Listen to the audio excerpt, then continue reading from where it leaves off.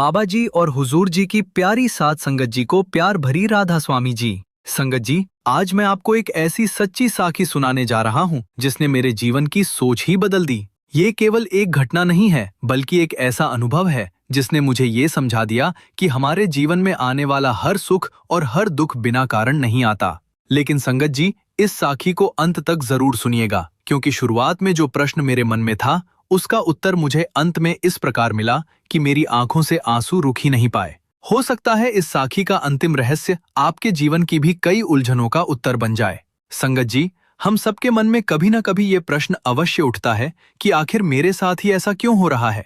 मैं भजन सिमरन भी करता हूँ, सत्संग भी सुनता हूँ, सेवा भी करता हूँ, फिर भी जीवन में दुख क्यों आते हैं। कभी व्यापार में नुकसान, कभी घर में कलह, कभी बीमारी, तो कभी बिना किसी कारण मन की बेचैनी। दूसरी ओर हम देखते हैं कि कुछ लोग गलत रास्ते पर चलकर भी सुखी दिखाई देते हैं, जबकि ईमानदारी से जीवन जीने वाले लोग संघर्ष करते रहते हैं। यही प्रश्न वर्षों तक मेरे मन में भी चलता रहा।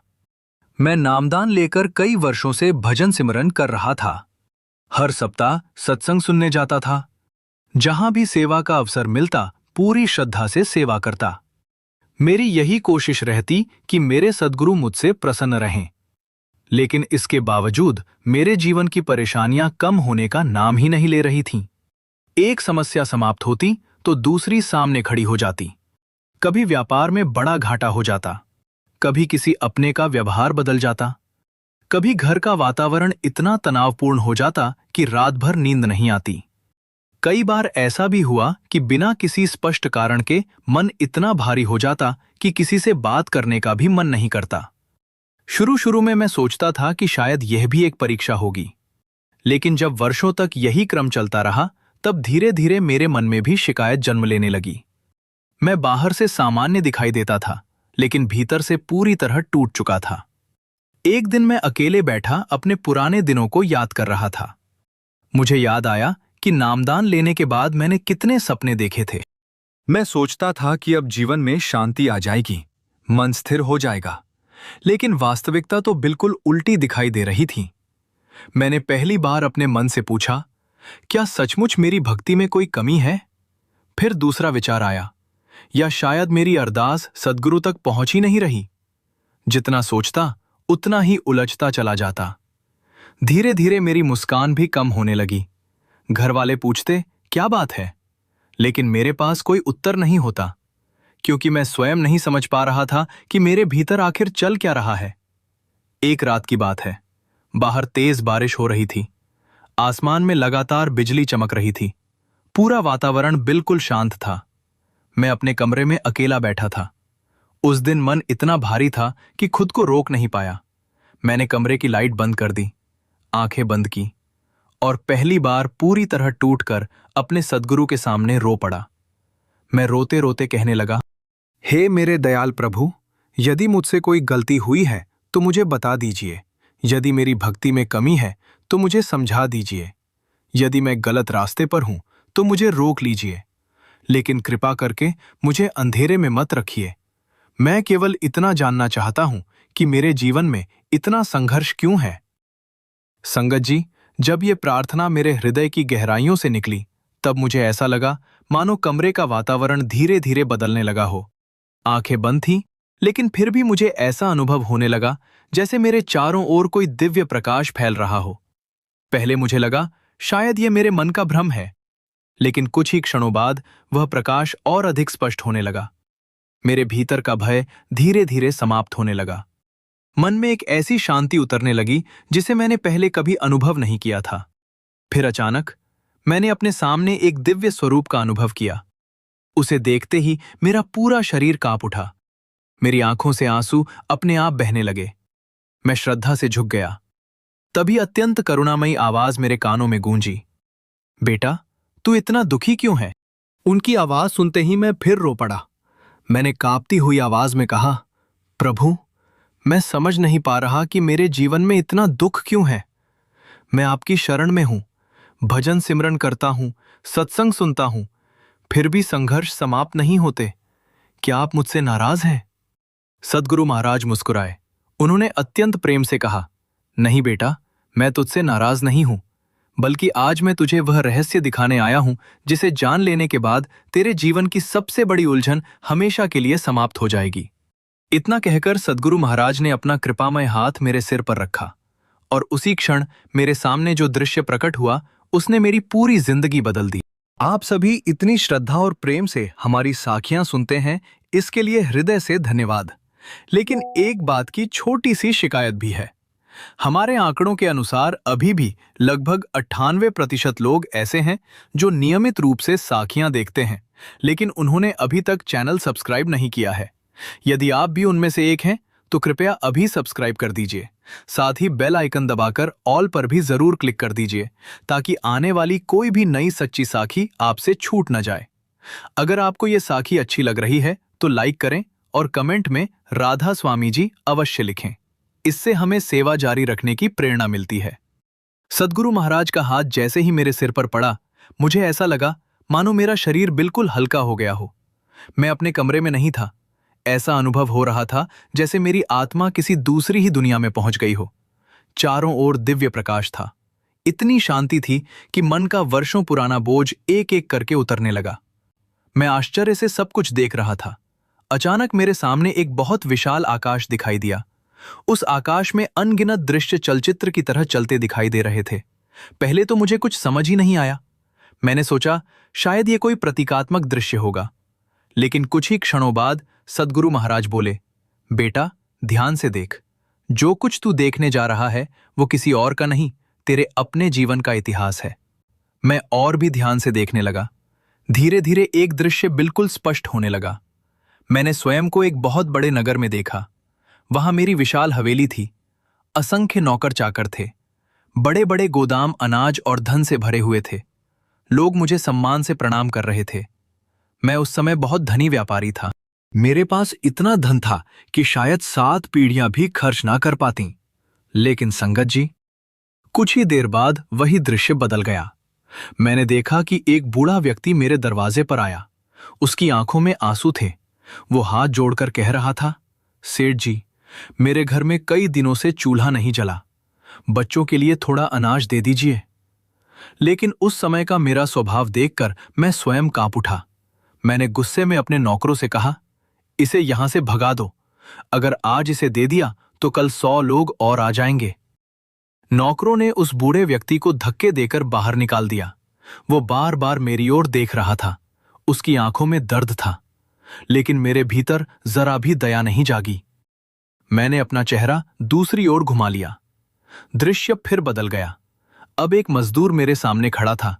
वो कई महीनों से मेरे यहां काम कर रहा था। उसने विनम्रता से कहा, मालिक, मेरी बेटी की शादी है, मेरी मेहनत की मजदूरी दे दीजिए। लेकिन मैंने झूठा हिसाब दिखाकर उसका पैसा रोक लिया। वो बहुत विनती करता रहा। उसकी आंखों से आंसू बहते रहे। लेकिन मैं अपने धन के अहंकार में इतना अंधा हो चुका था कि मुझे उसकी मजबूरी दिखाई ही नहीं दी। संगत जी, ये सब देखकर मेरा हृदय कांप उठा।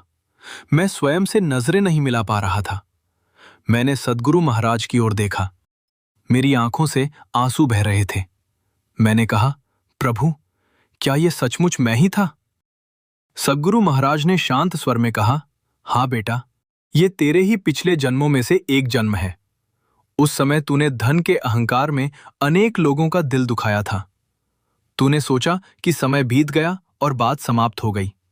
लेकिन प्रकृति के लेखे में कुछ भी समाप्त नहीं होता। हर भावना, हर कर्म, हर अन्याय सब सुरक्षित रहता है। उनकी ये बात सुनकर मेरा सिर शर्म से झुक गया।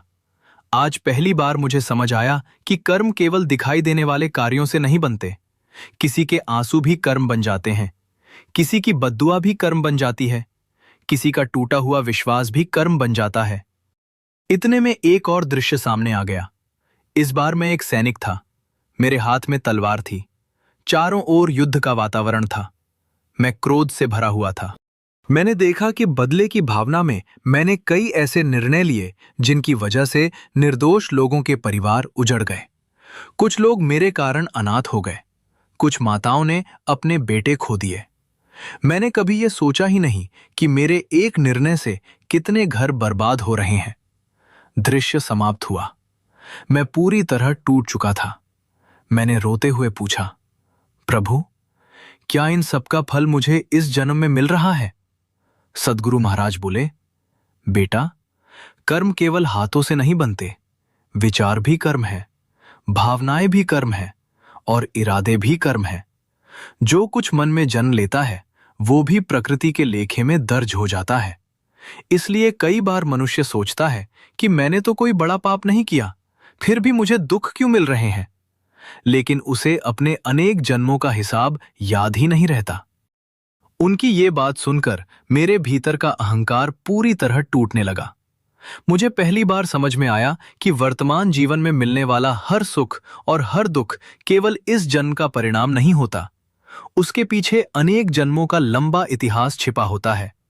लेकिन तभी मेरे मन में एक और प्रश्न उठा। मैंने हाथ जोड़कर पूछा, प्रभु, यदि ये सब मेरे पुराने कर्मों का फल है तो क्या मैं कभी इनसे मुक्त भी हो सकता हूं? क्या ये हिसाब कभी समाप्त होगा या मुझे जन्म जन्मांतर तक ऐसे ही भटकना पड़ेगा? सद्गुरु महाराज मेरी ओर देखकर मुस्कुराए। उन्होंने कहा, बेटा, यही वो प्रश्न है जिसका उत्तर जानने के लिए आज तुझे यहां लाया गया है। अब मैं तुझे कर्मों का वह रहस्य दिखाऊंगा जिसे समझ लेने के बाद तेरे मन की हर शिकायत हमेशा के लिए समाप्त हो जाएगी। सद्गुरु महाराज की बात सुनते ही मेरे चारों ओर का दिव्य प्रकाश पहले से भी अधिक उज्जवल हो गया। ऐसा लगा मानो समय स्वयं रुक गया हो। मैं पूरी श्रद्धा से उनके सामने खड़ा था। अब मेरे मन में केवल एक ही प्रश्न था, क्या वास्तव में कर्मों के इस अंतहीन बंधन से मुक्ति संभव है? सद्गुरु महाराज ने धीरे से अपना हाथ उठाया। अगले ही क्षण मेरे सामने एक बिल्कुल नया दृश्य प्रकट हुआ। मैंने देखा कि एक बहुत विशाल मैदान है। उस मैदान में अनगिनत लोग अलग अलग दिशाओं में चल रहे हैं। कोई हंस रहा था, कोई रो रहा था, कोई धनवान था, कोई अत्यंत गरीब, कोई बीमारी से पीड़ित था तो कोई बाहरी रूप से सुखी दिखाई दे रहा था। मैं कुछ समझ नहीं पा रहा था। मैंने विनम्रता से पूछा, प्रभु, ये लोग कौन हैं और यहां क्या हो रहा है? सद्गुरु महाराज ने शांत स्वर में कहा, बेटा, ये संसार की चलती हुई कर्म पुस्तक है। यहां कोई किसी को दंड नहीं दे रहा, यहां केवल वही लौटाया जा रहा है जो कभी बोया गया था। प्रकृति न किसी से प्रेम में पक्षपात करती है और न ही किसी से द्वेष रखती है। उसका केवल एक ही नियम है, जैसा कर्म वैसा फल। उनकी बात सुनकर मैं ध्यान से देखने लगा। तभी मेरी नजर एक अत्यंत गरीब व्यक्ति पर पड़ी। वो सुबह से शाम तक मेहनत कर रहा था। उसके कपड़े फटे हुए थे, घर में खाने तक के लिए पर्याप्त अनाज नहीं था, फिर भी वो ईमानदारी से काम कर रहा था। मैंने उसे देखकर सोचा, प्रभु, इसने ऐसा क्या अपराध किया होगा कि इसे इतना कष्ट मिल रहा है? सद्गुरु महाराज मुस्कुराए। उन्होंने कहा, ध्यान से देख। अचानक वही व्यक्ति मेरे सामने अपने एक पुराने जन्म में दिखाई देने लीड्स। अब वो गरीब नहीं था, वो बहुत बड़ा जमींदार था। उसके गोदाम अनाज से भरे हुए थे, लेकिन गांव में जब अकाल पड़ा तब भी उसने भूखों को एक मुट्ठी अनाज तक नहीं दिया। वो गरीब किसानों का मजाक उड़ाता था, उनकी मजबूरी का फायदा उठाकर उनकी जमीनें हड़प लेता था। कई परिवार उसकी कठोरता के कारण भूखे सोते थे। दृश्य समाप्त हुआ। मैं स्तब्ध रह गया। सद्गुरु महाराज बोले, बेटा, यह दंड नहीं है, यह अनुभव है। जब तक आत्मा दूसरों की पीड़ा को स्वयं अनुभव नहीं करती, तब तक उसके भीतर करुणा जन्म नहीं लेती। मैं अभी यही सोच ही रहा था कि तभी दूसरा दृश्य सामने आ गया। इस बार मैंने एक स्त्री को देखा। वो अपने परिवार के लिए दिन रात मेहनत कर रही थी, सबकी सेवा करती थी, लेकिन बदले में उसे केवल अपमान और तिरस्कार मिलता था। उसे देखकर मेरा हृदय भर आया। मैंने कहा, प्रभु, ये तो बहुत अन्याय है। सद्गुरु महाराज ने फिर कहा, पहले इसका एक पुराना जन्म देख। अचानक दृश्य बदल गया। मैंने देखा कि वही आत्मा एक पिछले जन्म में बहुत प्रभावशाली महिला थी। पूरा परिवार उससे डरता था। वो अपने माता पिता, पति और बच्चों के प्रेम की कभी कदर नहीं करती थी। सबकी भावनाओं को बार बार ठेस पहुंचाती थी। अपने अहंकार में उसने कई अपनों के दिल तोड़ दिए थे। दृश्य समाप्त हुआ। मैं बिल्कुल शांत हो गया। अब मेरे मुंह से एक भी शब्द नहीं निकल रहा था। सद्गुरु महाराज ने मेरी ओर देखकर कहा, बेटा, संसार में अधिकांश लोग केवल वर्तमान घटना देखते हैं और तुरंत निर्णय कर लेते हैं कि यह न्याय है या अन्याय। लेकिन संत पूरी यात्रा देखते हैं। उन्हें हर घटना के पीछे छिपा हुआ कारण दिखाई देता है, इसलिए वे कभी शिकायत नहीं करते। उनकी यह बात मेरे हृदय में उतर गई। अब मुझे समझ आने लगा था कि हम जिस घटना को केवल आज की घटना मानते हैं, वो वास्तव में कई जन्मों की कहानी का एक छोटा सा अध्याय होती है। तभी सद्गुरु महाराज ने कहा, अब अपना ही जीवन देख। इतना कहते ही मेरे सामने वर्तमान जीवन के कई चेहरे दिखाई देने लगे। कुछ ऐसे लोग थे जिन्होंने मुझे सबसे अधिक दुख दिया था। किसी ने विश्वास तोड़ा, किसी ने अपमान किया, किसी ने कठिन समय में साथ छोड़ दिया। मैं उन्हें देखकर भीतर ही भीतर दुखी हो गया। लेकिन अगले ही क्षण दृश्य बदल गया। मैंने देखा, पिछले जन्मों में कभी मैंने उन्हीं आत्माओं का अपमान किया था, किसी का विश्वास तोड़ा था, किसी की सहायता करने से मना कर दिया था और किसी को केवल अपने अहंकार के कारण रुला दिया था। मेरे पैरों तले जमीन खिसक गई। मैं रो पड़ा। आज पहली बार मुझे समझ आया कि जिन लोगों को मैं अपना दुश्मन समझता था, वे वास्तव में मेरे पुराने कर्मों का हिसाब पूरा करने आए थे। सद्गुरु महाराज ने अत्यंत प्रेम से कहा, बेटा, जिस व्यक्ति से तू सबसे अधिक नफरत करता है, कई बार वही तेरे पुराने कर्मों का वाहक होता है। यदि तू उससे घृणा करेगा तो नया कर्म बना लेगा, लेकिन यदि उसे क्षमा कर देगा तो पुराना हिसाब समाप्त होने लगेगा। इसलिए क्षमा सबसे बड़ी साधना है। मैंने सिर झुका लिया। मेरे भीतर का वर्षों पुराना क्रोध पिघलने लगा। मैं समझ चुका था कि शिकायत करने से कुछ नहीं बदलता। बदलाव तब शुरू होता है जब इंसान अपने कर्मों की जिम्मेदारी स्वीकार कर लेता है। लेकिन तभी सद्गुरु महाराज ने आकाश की ओर देखा। उनकी आंखों में एक अलग ही दिव्यता थी। उन्होंने कहा, बेटा, अभी तक तूने केवल कर्मों के परिणाम देखे हैं। अब मैं तुझे कर्मों की सबसे गहरी व्यवस्था दिखाऊंगा, जहां ये तय होता है कि कौन सा कर्म तुरंत फल देगा, कौन वर्षों बाद लौटेगा और कौन कई जन्मों तक प्रतीक्षा करेगा। ये रहस्य बहुत कम आत्माएं जान पाती हैं। उनके इतना कहते ही पूरा दृश्य फिर से बदलने लगा। सद्गुरु महाराज ने जैसे ही आकाश की ओर अपनी दिव्य दृष्टि उठाई, मेरे सामने का पूरा दृश्य पल भर में बदल गया। अब ना वह विशाल मैदान दिखाई दे रहा था और ना ही वे लोग जिनके जीवन के माध्यम से मैं कर्मों का रहस्य समझ रहा था। ऐसा लग रहा था मानो मैं समय की सीमाओं से बहुत दूर निकल आया हूं। चारों ओर केवल दिव्य प्रकाश था। उस प्रकाश के मध्य मैंने एक ऐसी व्यवस्था देखी जिसे देखकर मेरा मन विस्मय से भर गया। मैंने देखा कि अनगिनत सूक्ष्म प्रकाश रेखाएं पूरे आकाश में फैली हुई हैं। कुछ रेखाएं अत्यंत उज्जवल थीं, कुछ हल्की धुंधली और कुछ इतनी काली कि उन्हें देखते ही मन भारी हो जाए। वे सभी रेखाएं एक दूसरे से जुड़ी हुई थीं। मैंने आश्चर्य से पूछा, प्रभु, ये कैसी अद्भुत रचना है? मैंने ऐसा दृश्य पहले कभी नहीं देखा। सद्गुरु महाराज ने प्रेम पूर्वक कहा, बेटा, ये कर्मों का सूक्ष्म जाल है। संसार में रहने वाला मनुष्य केवल घटनाएं देखता है, लेकिन संत उन अदृश्य धागों को भी देख लेते हैं जिनसे प्रत्येक आत्मा अपने कर्मों के कारण बंधी होती है। मैं ध्यान से देखने लगा। मैंने देखा कि हर आत्मा से हजारों सूक्ष्म धागे निकले हुए हैं। कुछ उसके माता पिता से जुड़े थे, कुछ भाई बहनों से, कुछ मित्रों से, कुछ ऐसे लोगों से भी जिन्हें वो इस जन्म में पहचानता तक नहीं था। मैंने आश्चर्य से कहा, प्रभु, क्या हर रिश्ता पहले से तय होता है? सद्गुरु महाराज मुस्कुराए। उन्होंने कहा, हाँ बेटा, इस संसार में कोई भी व्यक्ति बिना कारण तेरे जीवन में नहीं आता। हर मिलन के पीछे कोई पुराना हिसाब होता है। कोई तुझसे प्रेम करता है क्योंकि कभी तूने उसे प्रेम दिया था। कोई तुझसे घृणा करता है क्योंकि किसी जन्म में तूने उसे पीड़ा दी थी। कोई बिना मांगे तेरी सहायता करता है क्योंकि किसी समय तूने उसकी सहायता की थी। ये पूरा संसार कर्मों की एक बहुत विशाल व्यवस्था है। संगत जी, उनकी बातें सुनकर मैं भीतर तक हिल गया। हम कितनी आसानी से लोगों को अच्छा या बुरा कह देते हैं, लेकिन हमें यह पता ही नहीं होता कि उनके और हमारे बीच कितने जन्मों का संबंध छिपा हुआ है। इतने में मेरी नजर एक अत्यंत चमकदार रेखा पर पड़ी। वो सीधी मेरे वर्तमान जीवन से जुड़ी हुई थी। अचानक मेरे सामने बचपन का एक दृश्य प्रकट हो गया। मैं लगभग 8 वर्ष का था। मुझे एक गंभीर बीमारी हो गई थी। डॉक्टरों ने घरवालों से कह दिया था कि अब बचने की संभावना बहुत कम है। मेरे माता पिता दिन रात रो रहे थे। घर में लगातार अरदास हो रही थी। लेकिन अचानक मेरी तबीयत सुधरने लगी। डॉक्टर भी हैरान थे। मैं पूरी तरह स्वस्थ हो गया। मैंने सद्गुरु महाराज से पूछा, प्रभु, उस समय मुझे किस पुण्य ने बचा लिया?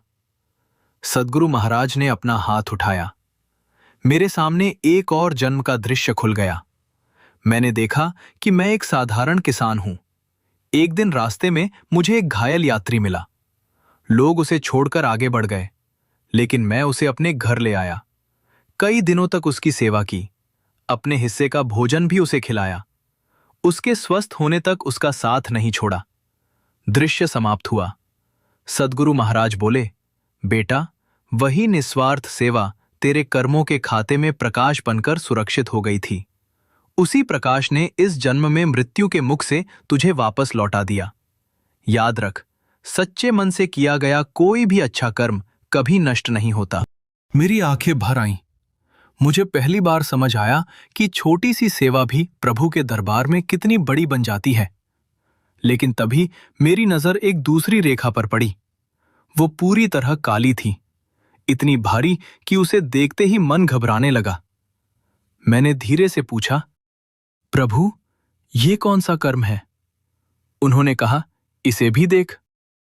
अचानक एक और जन्म का दृश्य सामने आ गया। मैंने देखा कि उस जन्म में मैंने अपने छोटे भाई की संपत्ति छल से अपने नाम कर ली थी। उसके बच्चे भूखे रहे, पूरा परिवार बिखर गया। लेकिन मैं अपने लालच में इतना अंधा था कि मुझे किसी की पीड़ा दिखाई ही नहीं दी। दृश्य समाप्त होते ही सद्गुरु महाराज बोले, बेटा, इस जन्म में तूने वर्षों तक आर्थिक संघर्ष झेला।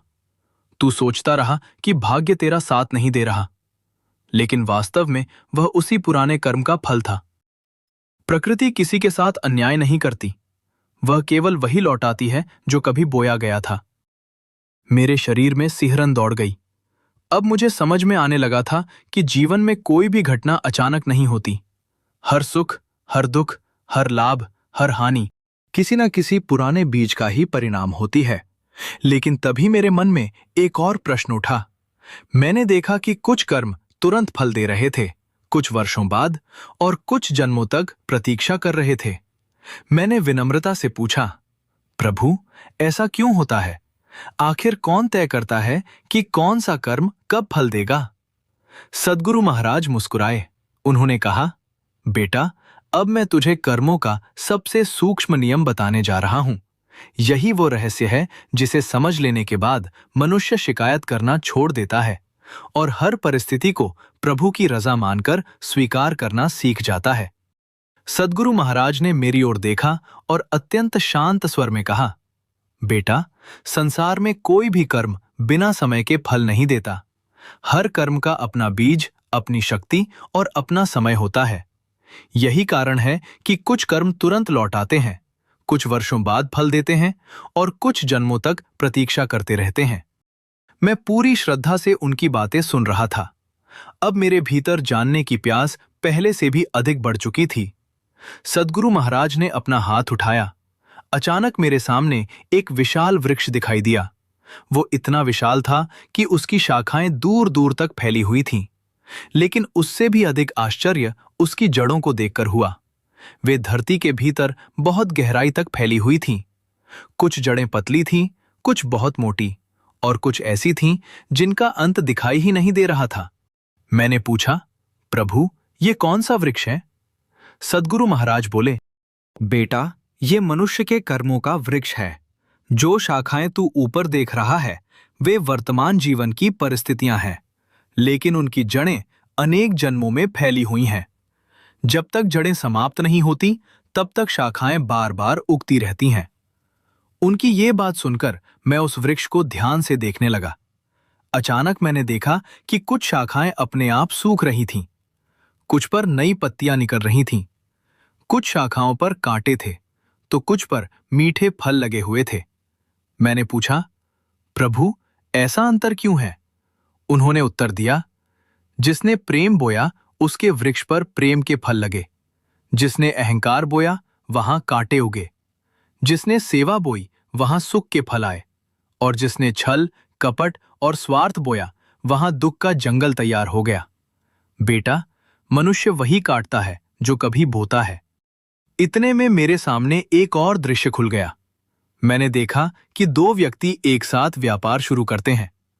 दोनों समान मेहनत करते हैं, दोनों ईमानदारी से काम करते हैं, लेकिन कुछ वर्षों बाद एक बहुत सफल हो जाता है, दूसरा लगातार घाटे में ही चलता रहता है। मैंने तुरंत पूछा, प्रभु, संसार में लोग इसे भाग्य कहते हैं, लेकिन वास्तविक कारण क्या है? सद्गुरु महाराज मुस्कुराए। उन्होंने कहा, बेटा, वर्तमान कर्म आवश्यक हैं, लेकिन वे अकेले निर्णय नहीं करते। तेरे साथ तेरे पिछले जन्मों का संचित कर्म भी चलता है। वर्तमान का पुरुषार्थ और पिछले जन्मों का संचित कर्म दोनों मिलकर परिणाम बनाते हैं। इसलिए कई बार दो लोग समान प्रयास करते हैं, लेकिन फल अलग अलग मिलता है। उनकी बात सुनकर मुझे जीवन की अनेक घटनाएं याद आने लगीं। कितनी बार मैंने लोगों को कहते सुना था, मेरी किस्मत ही खराब है, भगवान मेरे साथ न्याय नहीं करते। लेकिन आज समझ में आ रहा था कि प्रकृति किसी के साथ अन्याय नहीं करती, वह केवल हिसाब पूरा करती है। तभी मैंने एक और विचित्र दृश्य देखा। कुछ आत्माएं बार बार एक ही प्रकार की गलतियां दोहराती जा रही थीं। किसी को बार बार क्रोध आता, कोई हर जन्म में धन के पीछे भागता, कोई अहंकार नहीं छोड़ पाता, कोई ईर्ष्या में ही अपना जीवन बिता देता। मैंने पूछा, प्रभु, ये लोग सीखते क्यों नहीं? सद्गुरु महाराज ने कहा, क्योंकि बेटा, सबसे बड़ा कर्म बाहर नहीं भीतर बनता है। जब तक मन नहीं बदलता तब तक जन्म बदलने से भी कुछ नहीं बदलता। शरीर नया मिल जाता है, लेकिन संस्कार पुराने साथ चले आते हैं। इसलिए संत सबसे पहले मन को जीतने की शिक्षा देते हैं। जिसने मन जीत लिया उसने आधा संसार जीत लिया। संगत जी, ये बात सुनकर मैं भीतर तक हिल गया। आज मुझे समझ में आ गया था कि मेरी सबसे बड़ी लड़ाई परिस्थितियों से नहीं, मेरे अपने मन से है। यदि मन बदल जाए तो कर्म बदलेंगे, कर्म बदलेंगे तो भाग्य भी बदलने लगेगा। लेकिन तभी मेरी नजर कुछ ऐसी आत्माओं पर पड़ी जिनके चारों ओर अत्यंत दिव्य प्रकाश था। वे भी संसार में रह रही थीं। उनके जीवन में भी कठिनाइयां थीं। किसी को बीमारी थी, किसी को आर्थिक समस्या, किसी को पारिवारिक कष्ट। फिर भी उनके चेहरे पर अद्भुत शांति थी। मैंने आश्चर्य से पूछा, प्रभु, इनके जीवन में भी दुख है, फिर भी ये इतने शांत कैसे हैं? सद्गुरु महाराज मुस्कुराए। उन्होंने कहा, बेटा, दुख समाप्त होने से शांति नहीं मिलती, शांति आने पर दुखों का प्रभाव समाप्त हो जाता है। जिसने भजन सिमरन के माध्यम से अपने भीतर प्रभु का सहारा पा लिया, संसार की कोई भी परिस्थिति उसे अधिक समय तक विचलित नहीं कर सकती। उनकी ये बात सुनते ही मेरे हृदय में जैसे कोई दीपक जल उठा। अब मुझे पहली बार समझ आया कि सिमरन केवल कठिनाइयां दूर करने के लिए नहीं, बल्कि कठिनाइयों के बीच भी आत्मा को अडिग रखने के लिए है। तभी सद्गुरु महाराज का स्वर और गंभीर हो गया। उन्होंने मेरी ओर देखा और बोले, बेटा, अब तक तूने कर्मों का नियम समझा है, लेकिन अब मैं तुझे वह शक्ति दिखाऊंगा जो कर्मों से भी अधिक महान है। जिस क्षण आत्मा उस शक्ति से जुड़ जाती है, उसी क्षण उसकी वास्तविक मुक्ति की यात्रा आरंभ हो जाती है। बहुत कम लोगों को यह रहस्य देखने का अवसर मिलता है। आज मैं तुझे वही दिखाने जा रहा हूं। सद्गुरु महाराज की बात सुनकर मेरा मन पूरी तरह शांत हो चुका था, लेकिन भीतर एक नई जिज्ञासा जन्म ले चुकी थी। यदि कर्म इतने विशाल है, यदि जन्मों का हिसाब इतना गहरा है, तो फिर वह कौन सी शक्ति है जो इन सबसे भी बड़ी है? मैंने श्रद्धा से पूछा, प्रभु, क्या सचमुच कोई ऐसी शक्ति है जो जन्मों के कर्मों को भी हल्का कर सकती है? सद्गुरु महाराज मुस्कुराए। उन्होंने कहा, हाँ बेटा, है, लेकिन उसे केवल पढ़कर या सुनकर नहीं समझा जा सकता, उसे अनुभव करना पड़ता है। आज मैं तुझे वही अनुभव कराने आया हूं। इतना कहते ही उन्होंने अपना कृपामय हाथ मेरी ओर बढ़ाया। अचानक मेरे सामने फैला हुआ पूरा दृश्य बदलने लगा। मुझे ऐसा लगा जैसे मेरी आत्मा ऊपर और ऊपर किसी असीम प्रकाश की ओर खिंचती चली जा रही हो। अब न धरती दिखाई दे रही थी, न आकाश, न कोई दिशा। चारों ओर केवल दिव्य प्रकाश था। इतना निर्मल, इतना शांत कि शब्द भी उसके सामने छोटे लगने लगे। उसी प्रकाश के मध्य मैंने एक विशाल ज्योतिर्मय सागर देखा। उसकी कोई सीमा नहीं थी। उसकी लहरें जल की नहीं, प्रकाश की बनी हुई थीं। और उन प्रकाश की लहरों से एक अत्यंत मधुर ध्वनि निकल रही थी। वो ध्वनि ऐसी थी जिसे मैंने कभी कानों से नहीं सुना था, लेकिन मेरी आत्मा उसे पहचान रही थी, जैसे कोई बहुत पुरानी परिचित पुकार मुझे अपने पास बुला रही हो। मैं उस ध्वनि को सुनते सुनते भाव विभोर हो गया। मेरी आंखों से आंसू अपने आप बहने लगे। मैंने कांपती हुई आवाज में पूछा, प्रभु, ये कैसी ध्वनि है? इसे सुनते ही मेरे भीतर इतना आनंद क्यों भर रहा है? सद्गुरु महाराज ने अत्यंत प्रेम से कहा, बेटा, यही वो अनहद शब्द है जिसकी महिमा संत सदियों से बताते आए हैं। यही वो दिव्य धारा है जिससे पूरी सृष्टि की उत्पत्ति हुई। आत्मा इसी शब्द से निकली है और अंत में इसी शब्द में विलीन होती है। मैं मंत्रमुग्ध होकर उस दिव्य नाद को सुनता रहा। जैसे जैसे वो ध्वनि मेरे भीतर उतर रही थी, वैसे वैसे मुझे एक अद्भुत अनुभव होने लगा। मैंने देखा कि मेरी आत्मा के चारों ओर लिपटी हुई अनेक सूक्ष्म डोरियां धीरे धीरे टूटने लगीं। कुछ डोरियां स्वयं बिखर गईं, कुछ प्रकाश में जलकर समाप्त हो गईं, कुछ इतनी कमजोर हो गईं कि उनका अस्तित्व ही मिट गया। मैं आश्चर्यचकित रह गया। मैंने पूछा, प्रभु, ये क्या हो रहा है? सद्गुरु महाराज बोले, बेटा, यही कारण है कि संत भजन सिमरन को सबसे बड़ी साधना बताते हैं। संसार के कर्म संसार में ही उलझाते हैं, लेकिन जब आत्मा शब्द से जुड़ जाती है, तब वह उस शक्ति से जुड़ती है जो कर्मों से भी ऊपर है। कर्मों की शक्ति सीमित है, लेकिन शब्द की शक्ति अनंत है। संगत जी, उनकी ये बात सुनकर मेरा रोम रोम पुलकित हो उठा। अब मुझे समझ आने लगा था कि केवल अच्छे कर्म कर लेने से मुक्ति नहीं मिलती। अच्छे कर्म सुख दे सकते हैं, लेकिन जन्म मरण का चक्र समाप्त नहीं करते। तभी मेरे सामने दो और आत्माओं का दृश्य प्रकट हुआ। पहली आत्मा वर्षों से जंगलों में तपस्या कर रही थी। कठोर व्रत, उपवास, यज्ञ, तीर्थ, उसने बहुत कुछ किया था, लेकिन उसके चारों ओर कर्मों का जाल अभी भी बना हुआ था। फिर मैंने दूसरी आत्मा को देखा। वह एक साधारण गृहस्थ थी। घर परिवार की जिम्मेदारियां निभा रही थी, बच्चों की देखभाल भी कर रही थी, अपना काम भी करती थी, लेकिन प्रतिदिन नियम से भजन सिमरन करती थी, सद्गुरु की आज्ञा में रहती थी।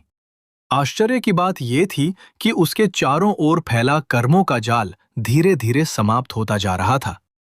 मैंने तुरंत पूछा, प्रभु, ऐसा क्यों? जिसने इतनी कठोर तपस्या की, वो अभी भी बंधा हुआ है, और ये साधारण गृहस्थ आगे कैसे बढ़ रही है? सद्गुरु महाराज मुस्कुराए। उन्होंने कहा, बेटा, बाहरी तप मन को अनुशासित कर सकता है, लेकिन आत्मा को मुक्त नहीं कर सकता। मुक्ति तब मिलती है जब आत्मा शब्द से जुड़ती है। इसलिए संत बाहर भटकने की नहीं, भीतर उतरने की शिक्षा देते हैं। उनकी बातें मेरे हृदय में गहराई तक उतर रही थीं।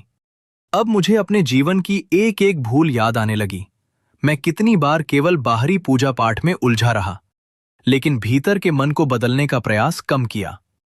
तभी सद्गुरु महाराज ने मेरे सामने एक विशाल वृक्ष प्रकट किया। उसकी जड़ें धरती के भीतर बहुत गहराई तक फैली हुई थीं। उन्होंने कहा, बेटा, ये तेरे कर्मों का वृक्ष है। कुछ जड़ें इस जन्म की हैं, कुछ पिछले जन्मों की, और कुछ ऐसे संस्कारों की हैं जिन्हें तू पहचानता भी नहीं। जब तू सच्चे मन से सिमरन करता है, तो पहले इसकी पत्तियां सूखती हैं, फिर शाखाएं कमजोर होती हैं, और अंत में जड़ें भी समाप्त होने लगती हैं। लेकिन अधिकांश लोग बीच रास्ते में धैर्य खो देते हैं। उन्हें लगता है कि कुछ बदल नहीं रहा, जबकि भीतर बहुत बड़ा परिवर्तन चल रहा होता है। ये सुनकर मुझे अपने जीवन के वे दिन याद आ गए जब मैं कई बार निराश होकर सोचता था, इतने वर्षों से सिमरन कर रहा हूं, फिर भी क्या बदला? आज मुझे उत्तर मिल चुका था। भीतर परिवर्तन हो रहा था, लेकिन मेरी दृष्टि केवल बाहर की परिस्थितियों पर थी। तभी सद्गुरु महाराज का स्वर पहले से भी अधिक गंभीर हो गया। उन्होंने मेरी ओर देखकर कहा, बेटा, अब तक तूने कर्मों का रहस्य देखा, शब्द की शक्ति देखी, लेकिन अब मैं तुझे वह दृश्य दिखाऊंगा जिसे देखकर तेरे जीवन का अंतिम भ्रम भी समाप्त हो जाएगा। अब तू उन आत्माओं को देखेगा जिन्होंने कर्मों के पर्वत को पार करके अपने वास्तविक घर की यात्रा पूरी कर ली।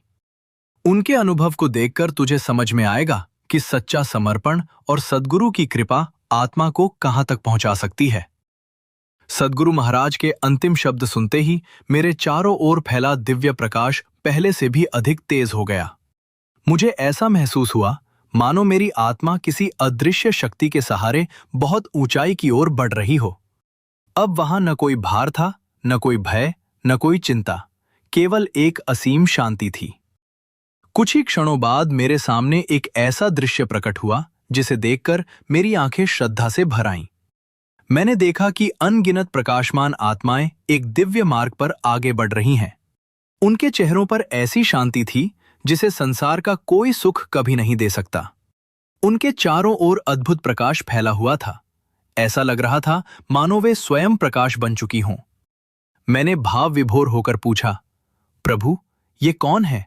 इनके चेहरे पर इतना तेज क्यों है? सद्गुरु महाराज ने अत्यंत प्रेम से उत्तर दिया, बेटा, ये वे आत्माएं हैं जिन्होंने अपने कर्मों के बंधनों को पार कर लिया है। ये भी कभी संसार में दुखी थीं।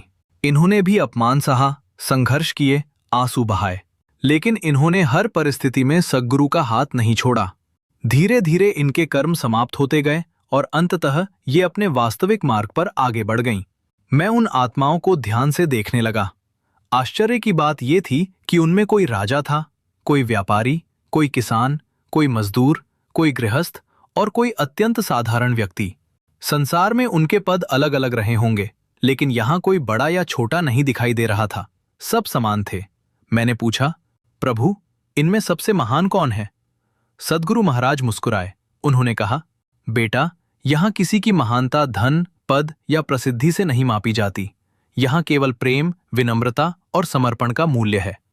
जिसने जितना अधिक अहंकार छोड़ा, जिसने जितना अधिक क्षमा करना सीखा, जिसने जितना अधिक प्रभु पर भरोसा किया, वही उतना ही अधिक प्रकाशमान हो गया। इतने में उन आत्माओं में से एक मेरे पास आई। उसके चेहरे पर अपार करुणा थी। उसने मुस्कुराकर कहा, भाई, कभी मैं भी तेरी तरह हर समय शिकायत करता था। मुझे लगता था कि संसार मेरे साथ अन्याय कर रहा है। हर व्यक्ति मुझे गलत दिखाई देता था। लेकिन एक दिन सद्गुरु की कृपा से मुझे समझ आया कि मेरा सबसे बड़ा शत्रु कोई दूसरा नहीं, मेरा अपना अहंकार था।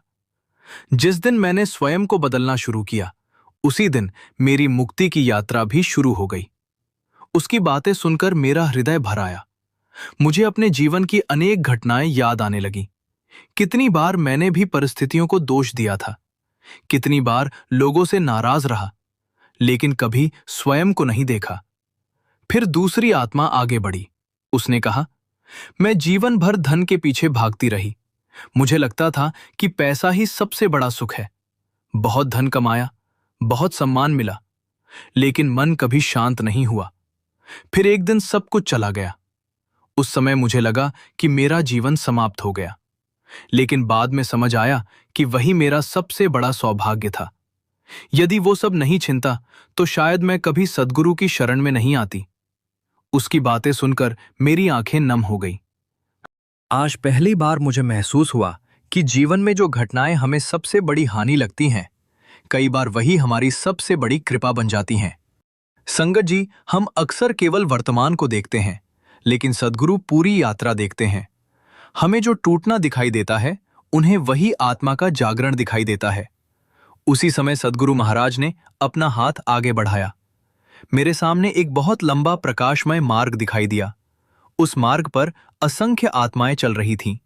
कुछ तेजी से आगे बढ़ रही थीं, कुछ धीरे धीरे। लेकिन मैंने देखा कि बहुत सी आत्माएं बार बार पीछे मुड़कर संसार की ओर देखने लगती थीं। कोई धन की इच्छा में रुक जाता, कोई सम्मान के मोह में, कोई रिश्तों की आसक्ति में, कोई अपने अहंकार के कारण।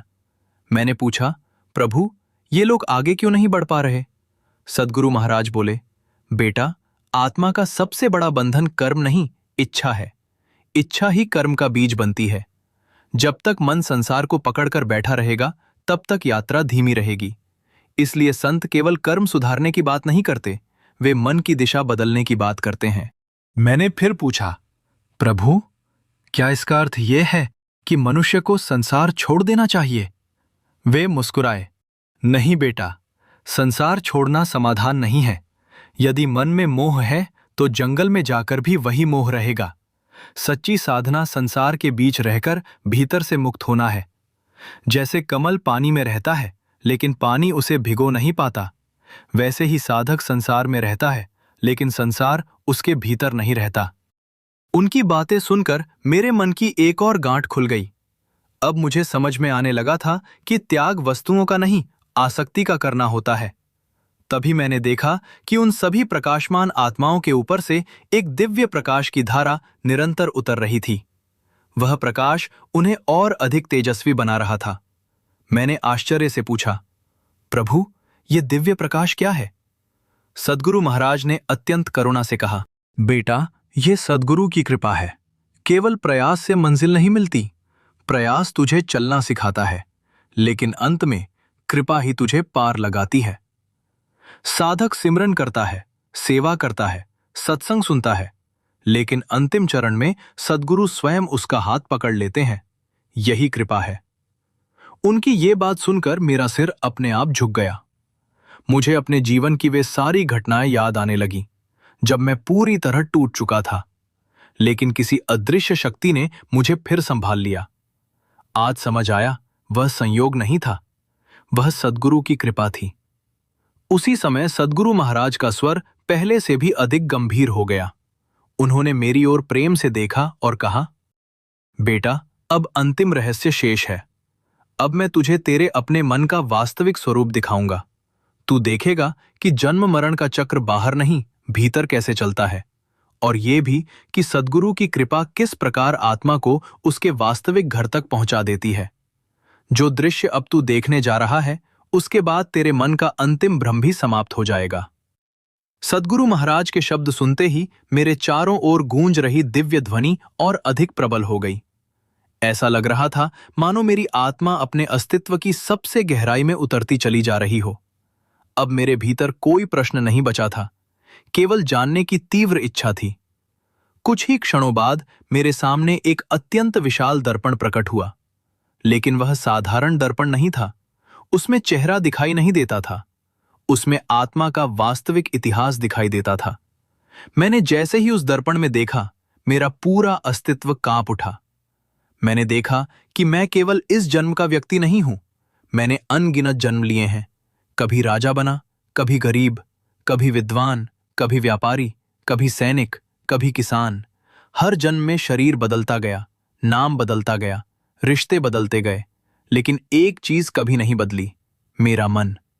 मैंने देखा कि एक जन्म में मुझे धन का अभिमान था, दूसरे जन्म में प्रतिष्ठा का, तीसरे जन्म में क्रोध ने मुझे बांध रखा था, चौथे जन्म में परिवार का मोह इतना बढ़ गया कि मैं प्रभु को ही भूल गया, पांचवें जन्म में अपने ज्ञान का घमंड था। रूप बदलते रहे लेकिन बंधन वही रहे। मेरी आंखों से आंसू बहने लगे। मैंने कांपती आवाज में कहा, प्रभु, अब मैं समझ रहा हूं, समस्या संसार नहीं थी, लोग नहीं थे, परिस्थितियां नहीं थीं, मेरा अपना मन ही मुझे जन्म जन्मांतर से बांधे हुए था। सद्गुरु महाराज मुस्कुराए। उन्होंने कहा, बेटा, यही सबसे बड़ा रहस्य है। अधिकांश लोग कर्मों के फलों को बदलना चाहते हैं, लेकिन कर्मों की जड़ को नहीं देखते। जब तक मन इच्छाओं से भरा रहेगा, तब तक नए कर्म बनते रहेंगे। उन्होंने आगे कहा, कोई धन चाहता है, कोई स्वास्थ्य, कोई सफलता, कोई सम्मान, लेकिन बहुत कम लोग ये पूछते हैं कि मैं वास्तव में कौन हूं और इस संसार में क्यों आया हूं। जिस दिन ये प्रश्न भीतर से उठता है, उसी दिन आत्मा की वास्तविक यात्रा शुरू होती है। संगत जी, ये सुनते ही मेरे सामने एक और अद्भुत दृश्य प्रकट हुआ। मैंने देखा कि मेरे हृदय के भीतर एक अत्यंत छोटी सी ज्योति जल रही है। वो बहुत सूक्ष्म थी, लेकिन उससे निकलने वाला प्रकाश पूरे ब्रह्मांड से भी अधिक शांत था। मैंने पूछा, प्रभु, ये कौन सी ज्योति है? सद्गुरु महाराज ने प्रेम पूर्वक कहा, बेटा, यही तेरी आत्मा है। ये कभी बूढ़ी नहीं होती, कभी बीमार नहीं होती, कभी मरती नहीं। जन्म और मृत्यु केवल शरीर के होते हैं, आत्मा तो प्रभु का अंश है। लेकिन जब ये मन और कर्मों की परतों में ढंक जाती है, तब स्वयं को भूल जाती है। मैं उस दिव्य ज्योति को निहारता रहा। तभी मैंने देखा कि उसके चारों ओर अनेक परतें चढ़ी हुई हैं। कहीं क्रोध की, कहीं लोभ की, कहीं मोह की, कहीं अहंकार की, कहीं ईर्ष्या की, कहीं स्वार्थ की। वे परतें इतनी मोटी थीं कि आत्मा का वास्तविक प्रकाश बाहर ही नहीं आ पा रहा था। तभी सद्गुरु महाराज ने अपना कृपामय हाथ मेरी ओर बढ़ाया। उनके हाथ से दिव्य प्रकाश निकला। जैसे ही वह प्रकाश उन परतों पर पड़ा, वे धीरे धीरे पिघलने लगीं। मैं आश्चर्य से ये सब देखता रह गया। सद्गुरु महाराज बोले, बेटा, मुक्ति एक ही दिन में नहीं मिलती। ये परत दर परत भीतर की सफाई का नाम है। हर बार जब तू किसी को क्षमा करता है, एक परत हटती है। हर बार जब तू अपना अहंकार छोड़ता है, एक परत हटती है। हर बार जब तू प्रेम से भजन सिमरन करता है, एक परत और हल्की हो जाती है। धीरे धीरे आत्मा अपने वास्तविक प्रकाश में प्रकट होने लगती है। उनकी बातें सुनकर मेरा हृदय भर आया। मुझे अपने जीवन की अनेक घटनाएं याद आने लगीं। जिन लोगों को मैं अपना शत्रु समझता था, वे वास्तव में मेरे शिक्षक थे। जिन कठिनाइयों को मैं अभिशाप मानता था, वे मेरी आत्मा को जगाने के साधन थीं। जिन असफलताओं पर मैं रोया था, उन्हीं ने मुझे सद्गुरु की शरण तक पहुंचाया। आज पहली बार मुझे महसूस हुआ कि मेरे जीवन में जो कुछ भी हुआ, उसका कोई ना कोई दिव्य उद्देश्य था। मैं रोते हुए सद्गुरु महाराज के चरणों में झुक गया। मैंने कहा, प्रभु, अब मुझे समझ में आ गया कि आपने मुझे कभी अकेला छोड़ा ही नहीं। जब मैं रो रहा था, तब भी आप मेरे साथ थे। जब मैं संघर्ष कर रहा था, तब भी आप मेरे साथ थे। जब मैं आपको भूल गया था, तब भी आपकी कृपा मेरे ऊपर बनी रही। अज्ञानता मेरी थी, दूरी मेरी थी, लेकिन आपका प्रेम कभी कम नहीं हुआ। सद्गुरु महाराज ने मेरे सिर पर हाथ रखा। उनकी आंखों में अपार करुणा थी। उन्होंने कहा, बेटा, सद्गुरु का प्रेम कभी समाप्त नहीं होता। जीव भटक सकता है, लेकिन सद्गुरु कभी अपने जीव को नहीं छोड़ते। वे केवल उस दिन की प्रतीक्षा करते हैं जब आत्मा संसार की दौड़ से थककर फिर उनकी ओर लौट आए। संगत जी, उनकी ये बात सुनकर मेरे भीतर जो शांति उतरी, उसे शब्दों में व्यक्त करना संभव नहीं है। ऐसा लग रहा था मानो वर्षों से जलती हुई बेचैनी अचानक समाप्त हो गई हो। लेकिन तभी सद्गुरु महाराज का स्वर अत्यंत गंभीर हो गया। उन्होंने कहा, बेटा, अब समय आ गया है कि तू अंतिम सत्य भी जान ले। अब जो तू देखने वाला है, उसके बाद तेरे जीवन का कोई प्रश्न शेष नहीं रहेगा। अब तू समझेगा कि जब आत्मा पूरी तरह सद्गुरु की रजा में समर्पित हो जाती है, तब उसका अंततः क्या होता है, और क्यों संत कहते हैं कि सद्गुरु की शरण से बड़ा संसार में कोई सहारा नहीं। सद्गुरु महाराज के शब्द सुनते ही मेरे सामने फैला हुआ समस्त दिव्यलोक एक बार फिर बदलने लगा। प्रकाश पहले से भी अधिक प्रखर हो गया। वो अनहद ध्वनि अब इतनी मधुर हो चुकी थी कि मेरी आत्मा उसी में विलीन होने लगी। ऐसा लग रहा था जैसे मैं स्वयं को खो नहीं रहा, बल्कि पहली बार स्वयं को पा रहा हूं। कुछ ही क्षणों बाद मैंने देखा कि मेरे सामने वही सभी प्रकाशमान आत्माएं फिर से उपस्थित हैं, जिन्हें मैंने पहले देखा था। लेकिन इस बार मैं उन्हें अलग दृष्टि से देख रहा था। अब मुझे उनके चेहरे का प्रकाश ही नहीं दिखाई दे रहा था। मैं उनके भीतर का आनंद भी अनुभव कर पा रहा था। वो आनंद संसार के किसी सुख जैसा नहीं था।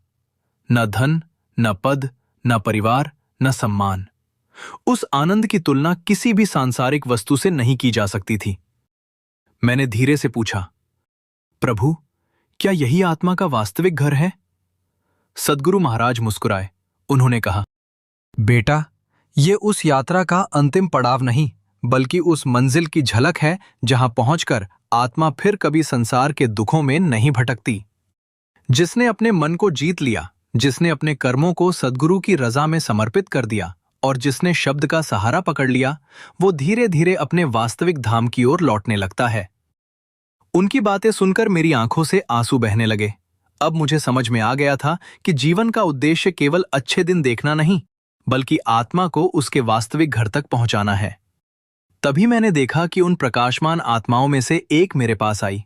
उसने मुस्कुराकर कहा, भाई, जब मैं संसार में था तब मुझे लगता था कि मेरी सबसे बड़ी समस्या गरीबी है, लेकिन जब सद्गुरु की कृपा हुई तब समझ आया कि मेरी सबसे बड़ी गरीबी तो प्रभु के प्रेम से दूर होना था। जिस दिन भीतर प्रभु का नाम बस गया, उसी दिन मुझे वह संपत्ति मिल गई जिसे संसार कभी छीन नहीं सकता। फिर दूसरी आत्मा आगे आई। उसने कहा, मैं जीवन भर लोगों से सम्मान चाहता रीछ। जब सम्मान नहीं मिला तो दुखी होता रहा, लेकिन एक दिन सद्गुरु ने समझाया कि जो सम्मान संसार देता है वही संसार छीन भी लेता है। इसलिए उस सम्मान की इच्छा करो जो केवल प्रभु के दरबार में मिलता है। इतना सुनकर मेरा सिर श्रद्धा से झुक गया। अब मुझे महसूस हो रहा था कि जीवन भर मैं जिन चीजों के पीछे भागता रहा वे सब अस्थायी थीं। स्थायी तो केवल सद्गुरु का प्रेम था। संगत जी, उसी समय सद्गुरु महाराज ने मेरे सामने अंतिम दृश्य प्रकट किया। मैंने देखा कि मेरा अपना जीवन एक चलचित्र की तरह मेरे सामने चल रहा है। बचपन, युवावस्था, संघर्ष, असफलताएं, बीमारियां, अपमान, आर्थिक कठिनाइयां। जिन घटनाओं पर मैं कभी रोया था, आज उन्हें देखकर मेरे चेहरे पर मुस्कान आ रही थी, क्योंकि अब मैं समझ चुका था कि हर कठिनाई मुझे सद्गुरु के और निकट लाने के लिए आई थी। यदि वे दुख न आते तो शायद मैं कभी प्रभु को इतनी सच्चाई से याद ही न करता। मैं रोते हुए सद्गुरु महाराज के चरणों में गिर पड़ा।